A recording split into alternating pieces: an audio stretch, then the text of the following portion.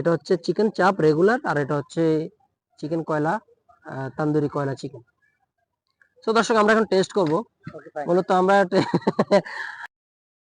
খাবার লাইগা, ঠিক আছে নি, সে তার খাবার দেখলে তার এমনি নরমালি সেন্স থাকে না, ঠিক আছে। তো বাতিজা দেখেন রিভিউ কি দিব খাবারের দর্শক, ওর খাবার আগে তারপরে রিভিউ। আমি প্রথম রেগুলার চাপ তো এটা থাকে দর্শক, আমরা এখন যে কয়লাটা এটা মূলত এটা একটু টেস্ট করবো। দর্শক একটু তুমি একটু ক্লোজ করে দেখাও না, ক্যামেরাম্যান ক্লোজ করে, রাসেল মিউজিক ক্লোজ করে দর্শক ক্লোজ করে আমি একটু টেস্ট করবো। রাসেল এটা দেখেন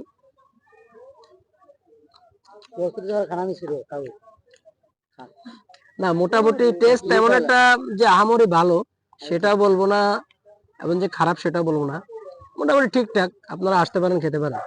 সালাতে ও মাশাআল্লাহ, রাসেল মিজি দেখেন পুরা প্লেটের সব খাবারই মেরে দিছে এক গালে। আর হাবেস তো কি বলবো, মোটামুটি ভাবে তার একাই এরকম 3-4 পিস লাগে। হুজুর মানুষ, খাবার দাবারে কোনো কিছুতে আলহামদুলিল্লাহ কোনো টেনশন নাই, আপনারা দর্শক জানেন। আমি যে দর্শক রিভিউ দিতেছি, আমার ভাতিজা মনে করেন দিয়া খাবার সাবার, তো আমি বাধ্য হয়ে কি করবো, খাবার তো খাইতে হইব ভাই। অর্ডার কম, টাকা পয়সা ওদের কাছে কম, গরিব মানুষ সবাই খাইতে আইছি, তো কম বাজেট, কম, এখান থেকে যা খাইতে পারি। তো দর্শক দেখুন, দর্শক কথা বলতে লস খাইবে।